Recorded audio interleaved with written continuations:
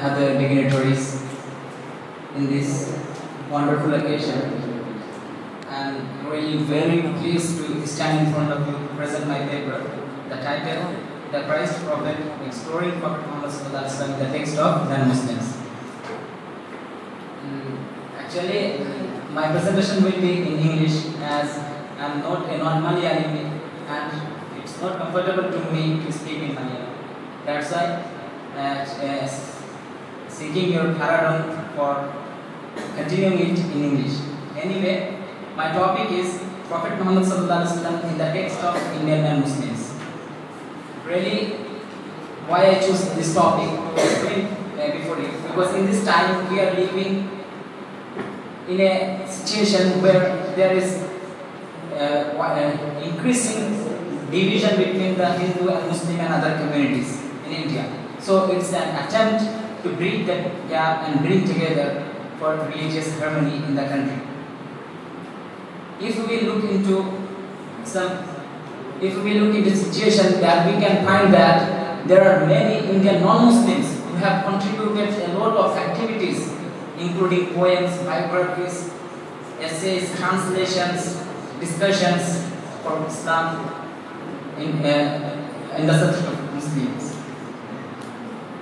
And amazingly, the major share of all their concentrations have been primarily centered on the figurehead of Islam, as the Muslim assert, the last messenger of God and prophet to the whole world, Muhammad Sallallahu Alaihi Wasallam. The Indian non-Muslims have largely concentrated in the study of Prophet Sallallahu Alaihi Wasallam. So why they study Prophet Sallallahu Alaihi Wasallam? The first reason, Allah Subhanahu wa Taala says in Holy Quran, وَرَفَعْنَا لَكَ ذِكْرَكَ. Allah says in Quran, we have raised your remembrance. So Prophet will be discussed, prized and commemorated by all people, not only Muslims. Secondly, Prophet Sallallahu Alaihi Wasallam was sent to whole humanity. That's why all those who are included in humanity, they will also sing the praise of Prophet Sallallahu Alaihi Wasallam. Third reason I want to say, Hamd, which means praise, is root or masdar for Muhammad and Ahmad. They are respectively imply the most praiseworthy and one who praises the most, and reciprocally relate to the Almighty Allah. So Muhammad, who is most prized, and Ahmad, who prizes most. That's why Prophet ﷺ was prized.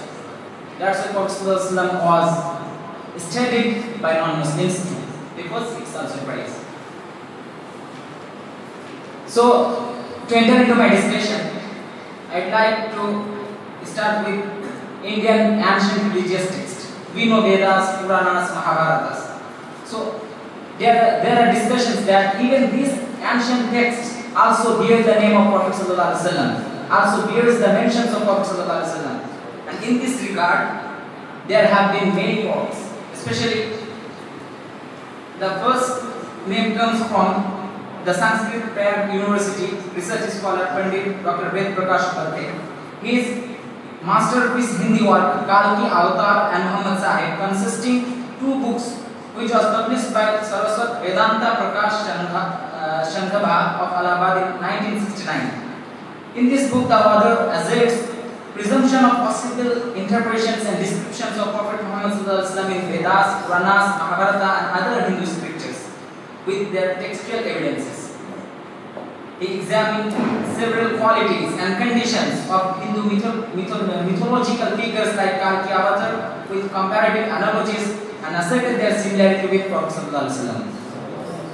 For example, in first book, Narasamsa and Antim Buddha, he claimed that Narasamsa means the prized man, is synonymous to Muhammad, which also means the highly prized, not only in etymological meaning but also practical aspects, as the former would have 12 wives, the later had, and so on. He also related Antim Rishi to Khatmun Nabi. In Hindu mythological texts, there is mention of Antim Rishi. In Islam, it is Khatmun Nabi. So, the author relates such kinds of similarities between Hinduism and Islam, and he tries to establish that he is none other than Prophet ﷺ. So there are different opinions of Muslims about the acceptance of such claims, but there have been such discussions. This book was later translated by Bengali linguist Ashit Kumar Bandyopadhyay with the addition of one more part as Muhammad in the Vedas and Mahabharata into Bengali. Then Muhammad Alamgir combined all books with their English translation into a single edition titled Muhammad in the Hindu Scriptures, which was published in 2011 by AHSAS from Malaysia. So, at first example, we can find that Prophet ﷺ has been discussed by many Hindu scholars studying their religious text. Second, the tapestry of Indian non-Muslims on Prophet Muhammad ﷺ also includes some beautiful biographies and life events. Among them, the great admirer of interfaith unity, Pandit Sundarlal's or Hazrat Muhammad of Islam, Pandit Sundarlal. Originally published in Hindi by Vishwa Amarnath, Vishwani Press, Allahabad in 1941, the book was translated into Urdu and other languages. The 224 pages book contained the pre-prophetic conditions of Arab, comprehensive biography of Prophet ﷺ, basic teachings of Islam and viewpoints from the West in detail. So, look how Hindus also contributed to the biographies. Development of biographies of Prophet ﷺ in India. And you know, AHSAS, a Kerala scholar, AHSAS, a journalist and writer from Kerala, published a wonderful book titled Oru Amusliminte Periyapatta Islam. My pronunciation may be wrong, but its translation is Islam, the beloved to a non-Muslim. It was published in 2017. Which was subsequently translated into English and Hindi and published by Book Plus Publishers, Jammat, Malappuram. A Bengali version is also under process.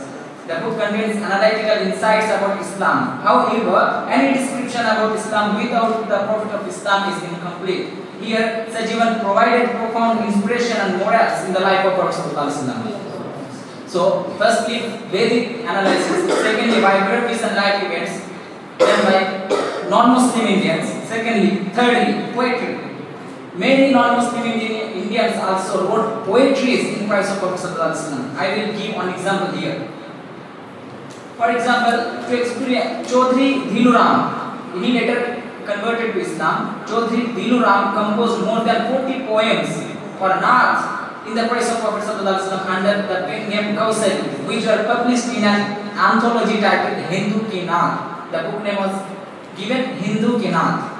It was published by Khaja Hasan Nizami in 1937.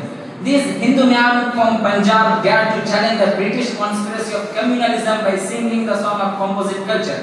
His one couplet goes this way: कुछ इश्क मोहब्बत में नहीं शर्त मुसलमान है कौसरी हिंदू भी तलबगार मोहम्मद अल्लाह रे क्या रौनक बाजार मोहम्मद के माबूद जहां भी है खरीदार Mohammad. In English, being a Muslim is not a condition for loving Muhammad. Kausari, the Hindu man, is also a seeker of Muhammad. By Allah, how delightful is the bazaar of Muhammad, for the Lord of the world is also buyer of Muhammad. So, think how a non-Muslim was so engulfed with the love of Prophet. He later accepted Islam in Medina. And many also national figures also like Mahatma Gandhi and other freedom fighters also praised Prophet in their different styles. The list of Indian non-Muslim great men in praise of Prophet also includes our father, national father, Mohandas Karamchand Gandhi. He was well impressed by the personality of Prophet Muhammad. In his speech at a function in Ahmedabad in 1937, he said, it was also reported in the July edition of his Harijan Bandhu. So he said, from my reading I received the impression that Prophet was a seeker of truth. He was God-fearing. In this I know I am not telling you anything new. I am only describing to you how I was impressed by his life. So by this description we can understand that many non-Muslim Indians also contributed to the studies of Prophet or prophetic studies. So these are actually efforts to bridge the gap created by communalism or hatred politics. We have to understand it and spread it. And spread the message of peace in India, establishing an atmosphere of religious harmony